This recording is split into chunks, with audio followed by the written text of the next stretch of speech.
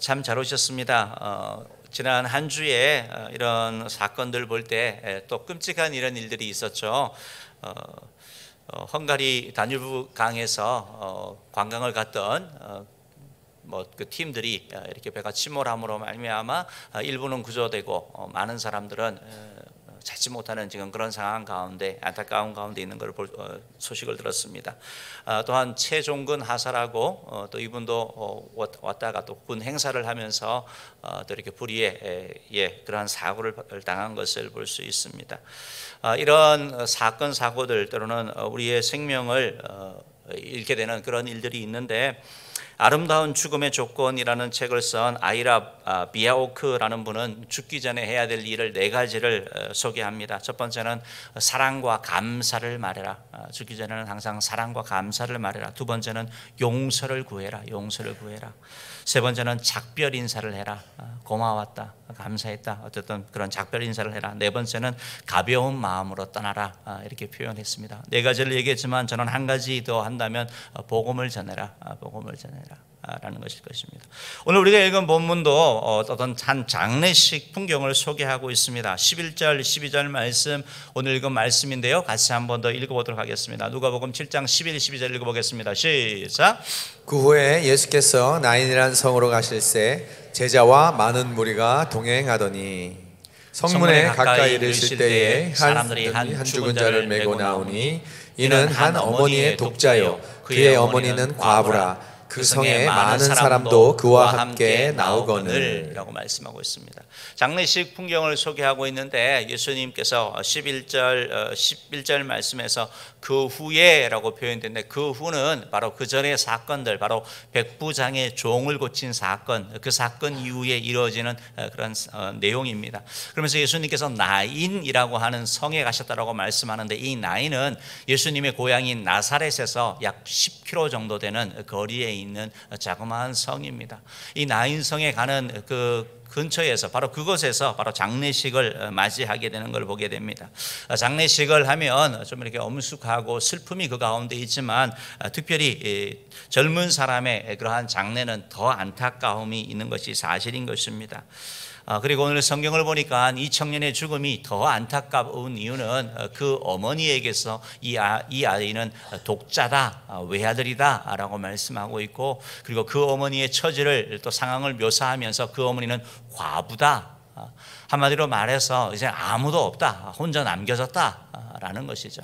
그렇기 때문에 장례를 거행하면서 이걸 따라가면서 이 여인이 얼마나 울었겠습니까? 울면서 통곡하며 그냥 슬픈 마음 가운데 장례를 치를 수밖에 없는 것이고, 너무나 기가 막힌 그러한 현실인 것이죠.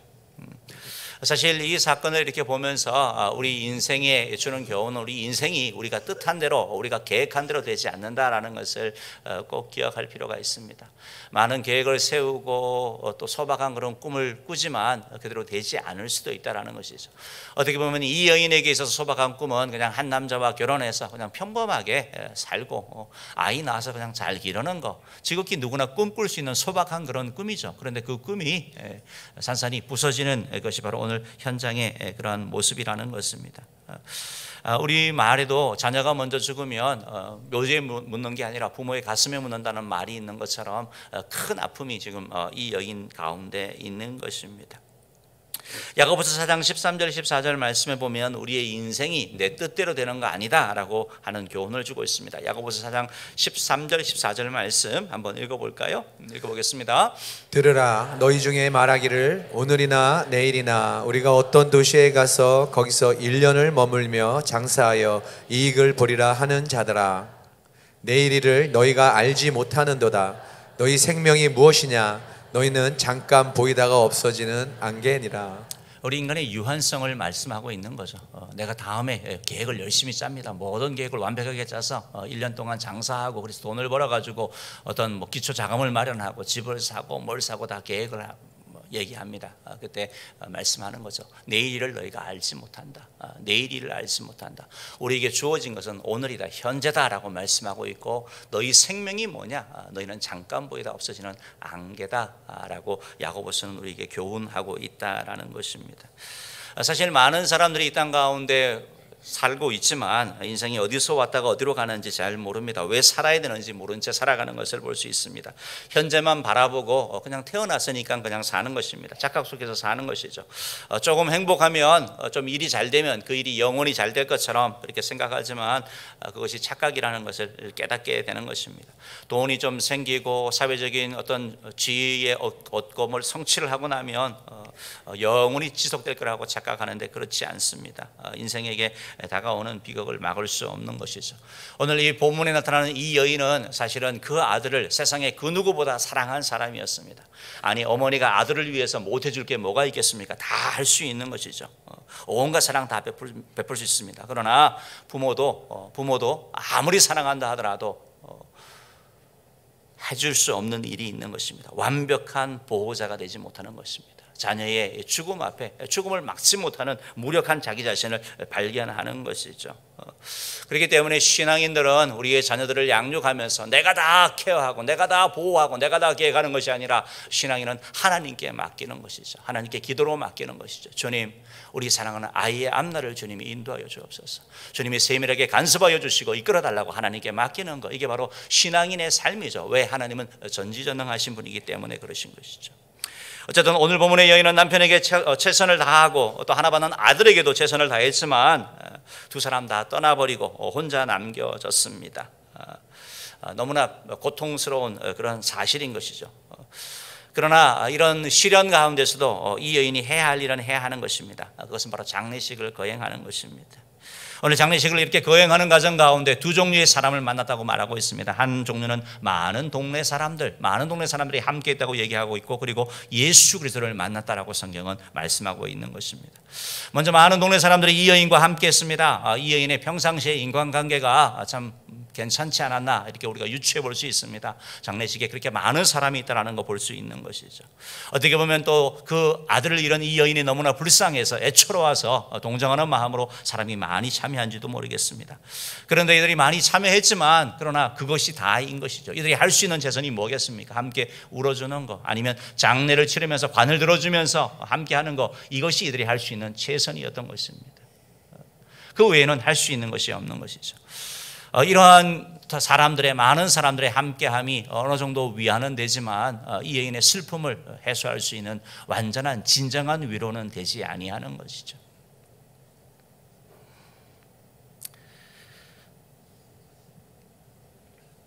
이런 많은 사람들, 그렇기 때문에 사람은 우리의 진정한 위로가 될 수 없는 거죠. 여기에 반해서 이제 이 장례가 진행되는 과정 가운데 이제 예수님이 등장하게 됩니다. 예수님을 만나게 되는 것입니다.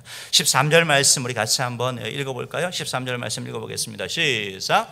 주께서 과부를 보내고 불쌍히 여기사 울지 말라 하시고, 예수님께서 과부를 보시고 울고 있는 그 부인, 그 여인, 통곡하는 그 여인을 보면서 불쌍히 여기사 울지 말라 하시고, 예수님이 처음 하신 말씀이 바로 울지 말라입니다. 울지 말라. 오늘 그래서 저는 이 예수님이 하신 울지 말라라는 말씀이 어떤 의미가 있는지 세 가지를 살펴보기를 원합니다. 첫 번째로 울지 말라라는 것은 바로 위로의 말씀입니다. 위로의 말씀.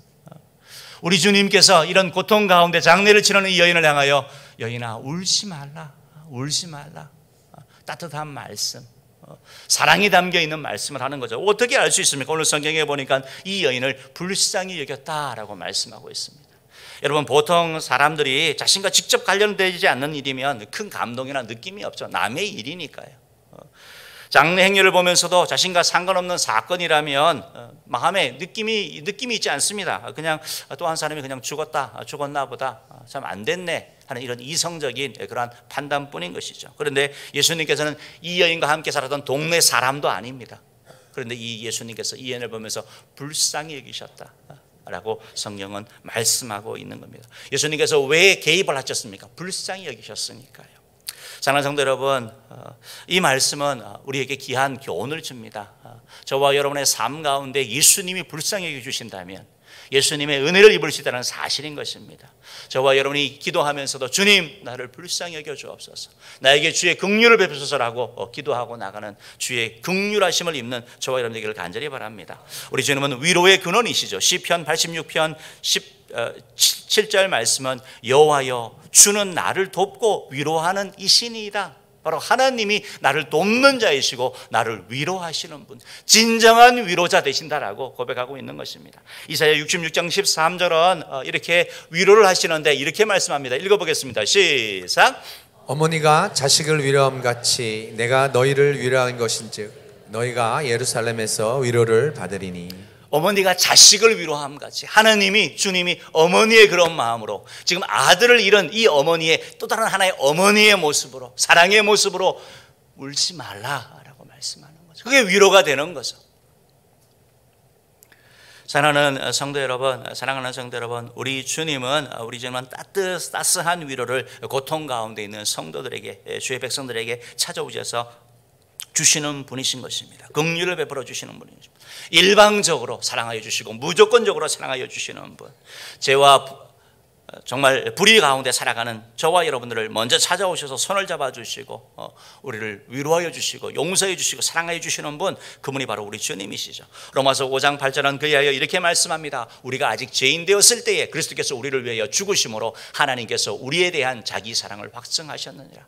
예수님께서 우리에게 찾아오신 것은 우리가 의로워져서 괜찮아져서가 아니고 죄인 되었을 때, 부끄럽고 창피하고 도저히 나설 수 없는 그런 상황 가운데 있었을 때, 그때 주님이 찾아오셔서 오늘 이 여인, 어떻게 보면 아들을 잃고 남편을 잃고 정말 최악의 상황 아니겠습니까? 뭐가 보이지 않는 그런 상황 가운데 있었을 때 그녀에게 다가오셨던 것처럼 주님은 찾아오시는 분, 그래요 위로하는 분이라고 성경은 말씀하고 있습니다. 자기의 사랑을 확증하셨다, 사랑을 보여주셨다라고 성경은 말씀하고 있는 것입니다.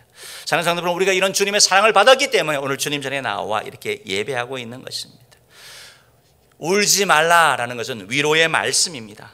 사랑하는 성도 여러분, 여러분 가운데 위로가 필요한 분이 있습니까? 주의 은혜가 필요한 분이 있습니까? 주의 도우심이 필요한 분이 있습니까? 주여 나를 불쌍히 여기소서. 주님께 불쌍히 여김 받을 때 주의 은혜가, 주의 위로가, 주의 도우심이 여러분 가운데 임할 것입니다.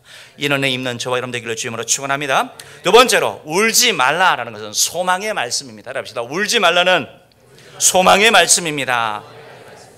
모든 사람이 다 죽는 거죠. 히브리서 9장 27절은 한 번 죽는 것은 사람에게 정하신 것이요 그 후에는 심판이 있다라고 말씀하면서 모든 사람이 죽는다라는 것입니다. 중국의 진시황 같은 경우는, 황제 같은 경우는 불로초를 구해가지고 영원히 죽지 않으려고 했지만 아무리 좋은 거를 먹고 운동을 하더라도 생명에 조금 연장할 수는 있지만 모든 사람이 다 죽는다라는 거, 이건 바뀔 수 없는 사실인 것이죠. 세상 그 어느 누구도 해결할 수 없는 것이 바로 죽음인 것이죠. 한 번은 맞닥뜨려야 되는 것이죠. 그러면서 예수님께서 지금 죽음을 통하여, 아들의 죽음을 통하여 슬퍼하고 있는 이 여인에게 울지 말라고 말씀하면서 죽음의 실체를 보라라고 말씀하고 있습니다. 신앙인에게 있어서 죽음은 절망이고 죽음은 끝이 아니고 바로 신앙인에게 있어서 죽음은 바로 하나님께로 가는 또 하나의 관문이고 또 하나의 은혜의 통로라고 말씀하고 있는 것입니다. 예수님께서 여인을 향하여 울지 말라라고 말씀하시고 있는 것은 너무나 그 심한 슬픔 가운데, 고통 가운데, 낙심 가운데 빠지지 말라라고 말씀하고 있습니다. 우리가 자기 연민에 깊이 빠지게 되면 사단이 틈타게 됩니다. 그리하여 자기 자신을 너무 불쌍히 여기면 이상한 행동을 하게 되는 것입니다. 그렇기 때문에 주님은 그 가운데서, 그 절망적인 상황 가운데서도 소망을 발견하라고 말씀하고 있는 것을, 울다가 정신을 차리라고 말씀하고 있는 것입니다. 죽음이 끝이 아님을 기억하라고 말씀하는 거죠. 감정이 아니라 이성적으로 말씀을 기억하라고 예수님은 도전하고 있는 것이죠. 성경이 가르치는 죽음의 비밀이 있는 것입니다. 그리스도인들의 죽음은 끝이 아니고 시작이고 새로운 곳으로 이사하는 것입니다. 고통과 아픔 그리고 질투와 시기가 없는 평화의 나라로 옮겨가는 걸 말하는 것이죠. 죽음이 없고 절망이 없고 질병이 없고 우는 것이나 곡하는 것이 없다라고 성경은 말씀하고 있는 것입니다. 데살로니가전서 4장 13절 14절 말씀은 이렇게 말씀하고 있습니다. 우리 같이 한번 읽어보도록 하겠습니다. 시작. 우리가 원하지 아니하노니 이는 소망 없는 다른 이와 같이 슬퍼하지 않게 하려 함이라. 우리가 예수께서 죽으셨다가 다시 살아나심을 믿을진대 이와 같이 예수 안에서 자는 자들도 하나님이 그와 함께 데리고 오시리라. 아멘. 형제들아, 자는 자, 성경은 자는 자, 죽은 자를 말하는 것입니다. 주 안에서 잔다라고 성경은 말씀하고 있고, 자는 자들에 대하여 너희가 알지 못함을 우리가 원하지 않는다. 너희가 반드시 알아야 된다라고 부정적으로 표현하고 있는데요. 소망 없는 다른 이와 같이 슬퍼하지 않게. 왜? 죽음을 통하여 바로 천국에 간다는 사실을 우리에게 상기시켜주고 있다는 것입니다. 사랑하는 성도 여러분, 이 사실을 아는 성도와 그렇지 않은 성도는 죽음의 순간이 되면 달라지는 것이죠. 어떤 부부가 있었는데 늘 아내는 좀 이렇게 약하고 또 조용하고 그래 그런 분이었고, 남편은 좀 이렇게 대장부 스타일, 완전 사내죠. 너무 이렇게 너무 늘 소리 지르고 좀 이렇게 강한 그런 분이었죠. 그런데 두 분이 이제 운명의 순간이 되었습니다. 어머니가 여인이 먼저 이렇게 세상을 떠났는데, 그렇게 가냘프고 늘 힘이 없고 늘 아버지에게 당하던 어머니가 죽음의 순간이 되니까 편안한 거예요. 담대하게 죽음을 맞이하는 것을 봅니다.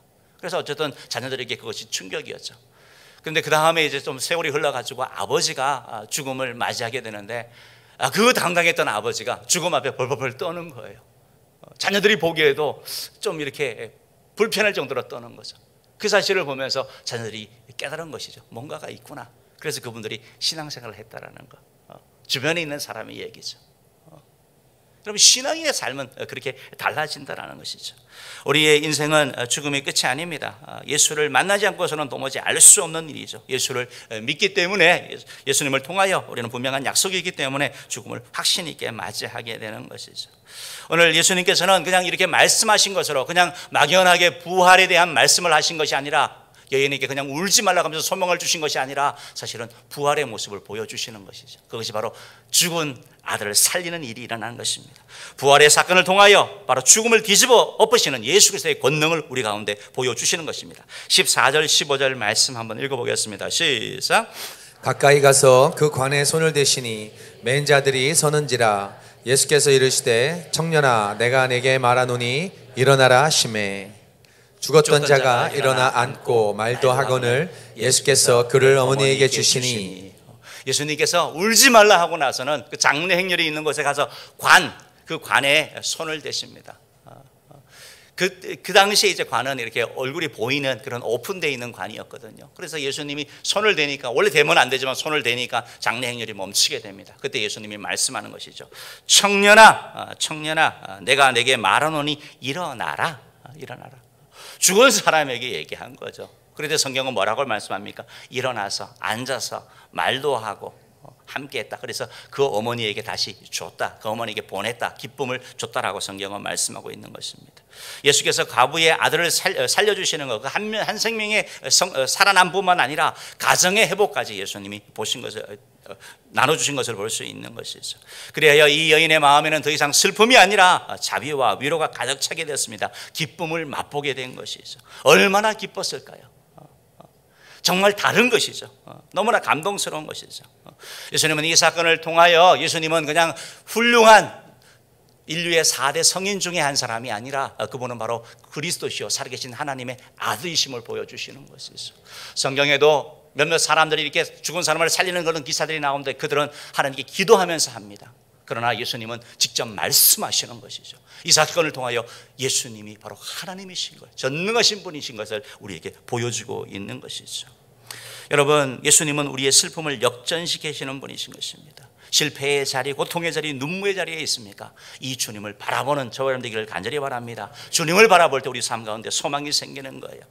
어떤 전에 스님이었다가 크리스천이 되고 나서, 기독인이 되고 나서 한 간증을 들은 적이 있습니다. 이분은 자기가 간증을 하는데 본인이 오늘 이 나인성 이 사건의 이 내용이 불경에도 있다는 겁니다. 불경에도 똑같은 이런 사건이 있는데, 그때는 어떻게 했냐면 그 여인이 와서 아들을 막 울면서 살려달라고 하니까, 울지 말라 그래도 막 살려달라고 하니까 그 석가가 얘기했다고 합니다. 그래, 내가 살려줄게. 동네를 다니면서 죽음을 보지 않는 집이 있으면 그 집에 가서 쌀을 얻어와라. 그래서 그 쌀을 갖고 끓여가지고 먹이면 살아난다. 이 여인이 희망을 가지고 온 동네를 다 찾아다닙니다. 그래서 가보니까 없잖아요. 그래서 저녁에 또 돌아와서 하는 얘기가 없더라고. 그래서 이제 석가가 하는 얘기가 생자 필멸, 태어나면 반드시 죽는다. 깨달음을 준 거죠. 다 죽는다. 그래서 이 여인에게 큰 깨달음을 주고, 다 죽으니까 너무 슬퍼하지 말라 하고 그냥 간 거예요. 여러분, 이런 깨달음을 줄 수는 있지만 죽은 자를 살릴 능력이 없는 거죠. 그러나 오늘 똑같은 사건이었는데 그 스님이 보니까 예수님은 살린 거예요.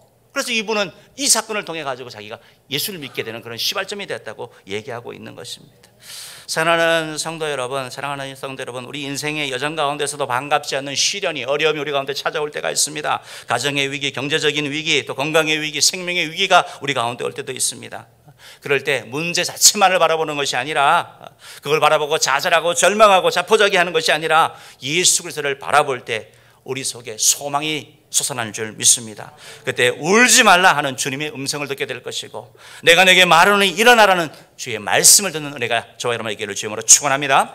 세 번째로, 울지 말라라는 것은 바로 사명의 말씀입니다. 따라합시다. 울지 말라는 사명의 말씀입니다.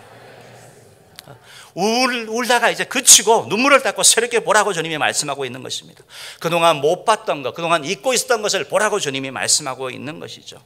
울지 말고 주 예수 그리스도를 바라보라고 말씀하고 있는 것입니다.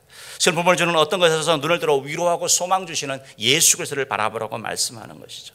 주님을 통하여 사명을 발견하라고 말씀하고 있는 것입니다. 어떻게 살 것인가, 무엇을 하고 살 것인가 한번 바라보라고 말씀하고 있는 것이죠. 오늘 성경 16절 17절 말씀에 보면 이렇게 표현되어 있습니다. 한번 읽어보죠. 16, 17절 말씀 읽어보겠습니다. 시작. 모든 사람이 두려워하며 하나님께 영광을 돌려 이르되 큰 선지자가 우리 가운데 일어나셨다 하고 또 하나님께서 자기 백성을 돌아보셨다 하더라. 예수께 대한 이 소문이 온 유대와 사방에 두루 퍼지니라. 16절 말씀에서 이런 사건이 일어나니까 하나님께 영광 돌렸다 그러죠. 하나님께 영광 돌리는 거죠. 왜냐하면 직접 봤으니까 하나님께 영광 돌리는 거. 우리 삶 가운데 하나님이 은혜 베풀어 주시고 축복 주실 때 이것이 하나님께 영광 돌려지는 통로가 되기를 간절히 바랍니다. 하나님의 영광을 가로채게 되면 우리에게 어려움이 오게 되는 거예요. 그럴 때 항상 하나님께 영광 돌려드리길 바랍니다. 그리고 17절 말씀에서 예수에 대한 소문이 퍼져나갔다. 주의 이름이 퍼져나가는 것, 확장되는 것, 주의 이름이 높임받은 것을 말씀하고 있는 것입니다. 여러분, 이것이 바로 사명인 것이죠. 이게 바로 주님의 이름을 높이는 것이고 주께 영광 돌리는 것이죠. 시편 118편 17절 말씀은 정말 죽고 싶고 아무 소망도 없는 사람이 고백하는 거죠. 뭐라고 고백합니까? 118편 17절 말씀 읽어보겠습니다. 시작. 내가 죽지 않고 살아서 여호와께서 하시는 일을 선포하리로다. 내가 죽지 않고 살아서 여호와께서 하시는 일을 선포하리라. 새로운 사명의 발견입니다. 존재의 이유를 찾은 거예요. 목적을 찾은 것을 말씀하시는 것입니다. 여호와께서 하나님께서 하시는 일을 선포하리라. 주의 이름을 높이리라. 주의 이름을 증거하리라고 말씀하고 있는 것을. 누가복음 2장에 보면 예수님의 어린 시절에 성전에 갔었을 때 안나라는 여선지자가 나오는 거죠. 그런 과부가 되어서 혼자 오래됐지만 그 이후에 어떤 삶을 합니까? 성전을 떠나지 아니하고 기도와 금식을 하면서 주를 섬겼다라는 거, 사명을 발견한 거죠. 그게 아니면 뭘 하겠습니까? 김종기 이사장이라는 분이 계십니다. 김종기 이사장님이 계시는데 이분은 청예단입니다. 청소년 폭력 예방 재단의 이사장으로 섬기고 있습니다. 이분은 전에는 삼성그룹의 전무로 이렇게 열심히 일했다고 합니다. 그런데 어느 날 아들이 계속 이렇게 학교에서 이렇게 좀 안경도 깨어지고 좀 상처도 나고 오는데 그게 뭐 대단한 일은 아니라고 생각했고 남자니까 그럴 수 있다라고 생각을 하고 그냥 어깨 피고 좀 당당하게 살아라 이런 얘기를 했다고 합니다. 그 얘기를 하고 나서 이분이 출장을 갔는데 그날 그 아들이 이제 아파트 옥상에 가서 뛰어내린 거예요. 자살을 한 거죠. 자살을 시도했는데 또 안 죽었습니다. 어떻게? 그러니까 다시 올라가가지고 두 번째 뛰어내서 자살을 한 거죠. 이 사실을 알게 되고 나서 지금 장래의 그런 과정들 가운데 있으면서 아들 잃은 슬픔도 있지만 그 아픔 가운데 자기 아들을 괴롭힌 가해자들을 이제 만나게 되잖아요. 그러면서 그 아이들에게 대한 국률의 마음이 드는 거예요. 불쌍한 마음이 드는 거예요. 그래서 이분은 자기의 그 직업을 바꿔서 바로 폭력 예방하는 일을 합니다. 그래서 내 아들은 못 살렸지만 수없이 자살의 유혹 가운데 충동 가운데 있는 많은 아이들을 살리는 이런 일로 삶을 바꾼 것을 볼 수 있습니다. 우리 교회도 8월 달에 오셔서 말씀 전하실 거예요. 사랑하는 성도 여러분, 우리가 하나님 앞에서 사명을 발견하게 될 때 우리 삶에 가치가 있는 줄 믿습니다. 어떤 사람이 그런 얘기를 늘 들으면서 살았대요. 넌 태어나지 말았어야 돼. 너를 낳을 계획이 없어서 실수야. 너 때문에 내 인생 망쳤어. 이런 얘기를 어릴 때부터 부모에게 들으면서 자랐대요. 그래서 나는 정말 어른이 되면 잘해줘야지. 그래서 결혼을 해서 아들을 놓고 이렇게 키우는데 힘든 일이 생기면 자꾸 그 옛날 말이 생각나는 거예요. 그래서 자꾸 탓하게 되고 너 때문에 내 인생이 너 때문이라고 자꾸 이런 얘기를 하는 자기 자신을 보면서 도대체 나는 정말 잘못 태어났구나. 어렸을 때는 부모에게 짐이 되더니 이제는 아이에게 또 이렇게 하는구나 하는 자기 자신을 보면서 절망하는 거죠. 그런데 이런 사람도 예수님을 만남으로 말미암아 새로운 인생이 열리는 겁니다. 사랑하는 성도 여러분, 주님을 통하여 말씀을 통하여 뭘 알게 되냐면 부모는 실수라고 얘기를 하는데 하나님에게는 실수가 없었던 거예요. 하나님이 의도적으로 하나님의 목적을 가지고 이 땅에 보내셨다는 사실을 깨닫게 될 때 그의 삶이 바뀌게 되었다는 것입니다. 사랑하는 성도 여러분, 아직도 많은 사람들이 인생이 어디서 와서 어디로 가는지 잘 모릅니다. 우리 인생의 죽음의 문제를 해결하여 주시고 우리에게 기쁨을 주시고 우리에게 소망 주시고 우리의 모든 문제를 해결해 주시는 분이 바로 예수 그리스도이십니다. 예수 그리스도가 계시는 곳에는 언제나 치료의 역사, 회복의 역사, 기쁨의 역사가 일어났습니다. 소망이 솟아났습니다. 육적인 치료, 영적인 치료, 물질적인 치료가 일어났습니다. 모든 슬픔과 어려움과 낙심이 치유되어서 기쁨과 소망이 넘쳐났습니다. 주님은 낙심한 자들, 절망한 자를 찾아오셔서 위로를 하시고 용기를 주십니다. 새로운 삶의 목적을 주시는 것입니다. 오늘 오신 여러분, 주님은 오늘도 말씀하시는 것이죠. 눈을 한번 감아 보시기 바랍니다. 주님이 오늘도 이렇게 말씀하시는 거예요. 수고하고 무거운 짐진 자들아 다 내게로 오라. 내가 너희를 쉬게 하리라 라고 주님이 말씀하고 있습니다. 주님이 우리 삶의 문제들, 우리의 아픔들, 가정에서도 직장에서도 학교에서도 사회에서도 위로받지 못하고 힘든 가운데 있는 저와 여러분을 찾아오셔서 내가 너를 도와줄게. 나와 함께 하자. 내가 새로운 길을 열어줄게. 내가 너를 사랑한다 라고 말씀하시면서 주님 우리를 찾아오십니다. 혹시 오늘 오신 분들 가운데 예수님을 믿지 않는 분이 계십니까? 이 예수 그리스도를 여러분의 구주로 영접하지 않겠습니까? 예수님을 여러분의 개인의 구주로 영접할 때 여러분의 새로운 삶이 여러분 가운데 임할 것입니다. 어떤 고통의 문제, 어떤 어려움, 어떤 흉악한 죄, 염려, 걱정, 의심이 있더라도 주님 앞에 나오면 주님이 그 문제를 해결하여 주실 것입니다. 오늘 오신 여러분 가운데 또 예수 그리스도를 믿지 않는 분들 가운데 나도 이 예수님을 통하여 새로운 생명 얻고 또 영생 얻고 또 새로운 삶을 살기를 원한다, 주님의 도움을 받기 원한다는 분 계시면 자리에서 한번 일어나시기 바랍니다.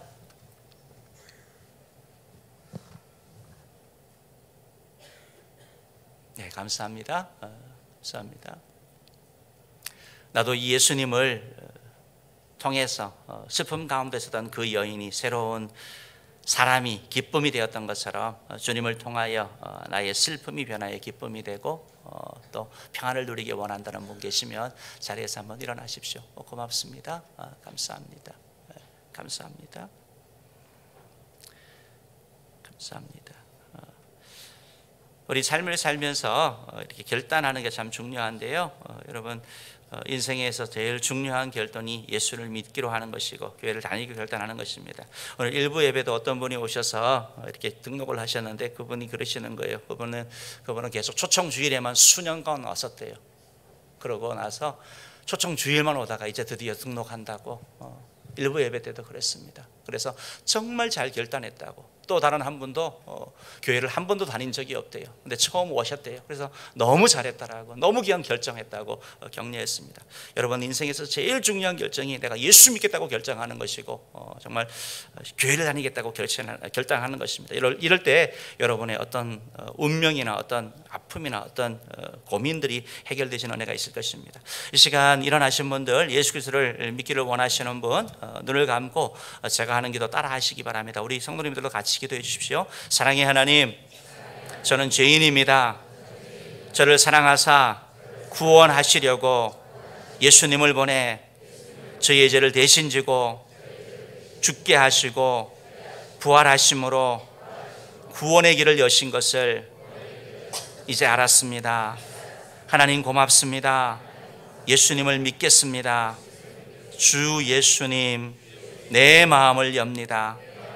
이제 들어오셔서 나의 구주와 주인이 되시고 천국 갈 때까지 함께 하시고 도와주소서.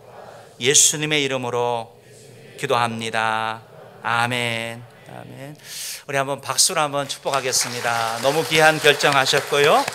우리 결신 카드 받으시고 앉아주시고, 결신 카드 작성하는 거는 우리 새가족 팀에서 이렇게 조금 도와주시면 좋겠습니다. 그래서 결신 카드에 여러분 어떻게 예수를 믿게 되었는지, 오늘 처음 오셔서 예수를 믿게 되었는지, 아니면 신앙생활을 하시다가 예수를 믿게 되었는지, 또 전에는 그냥 교회를 다녔는데 오늘 이렇게 예수를 믿기로 결심하셨는지 체크하시면 되고요.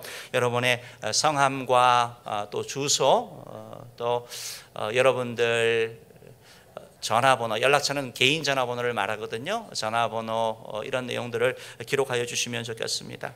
우리는 모든 성도님들과 오늘 결실하신 분들 꼭 기억하실 것은 우리가 살 길은 하나님께 있습니다. 주님께 있습니다. 그래서 주님의 은혜를 입어야 되는데, 주님의 은혜를 입으려면 여러분 예배에 꼭 승리하시기 바랍니다. 어떤 일이 있어도 나는 예배하다가 주님께 가리라. 사실은 예배드리라 우리의 인생을 마감하는 거 얼마나 귀하지 않습니까? 아름답지 않습니까? 다른 데서 죽는다보다, 생을 마치는 것보다 주님께 예배하다 간다면 그것이 영광스럽지 않을까, 이런 생각을 합니다. 그만큼 예배를 정말 소중히 여기시고 예배의 생명 거는 저 여러분들을 간절히 바라고, 이제 예수를 믿음으로 우리 삶 가운데 하나님이 은혜를 주시기를 원하시잖아요. 풍성한 삶을 누리기를 원하시잖아요. 주님의 은혜를 누리려면 우리가 기도해야 되는 것입니다. 그래서 하나님께 여러분의 아픔들, 고민들, 걱정들 이렇게 기도할 때 주님이 응답하여 주실 것입니다. 기록하시고 우리 새가족 팀들에게 제출해 주시고 하시면 좋겠습니다. 기도하도록 하겠습니다.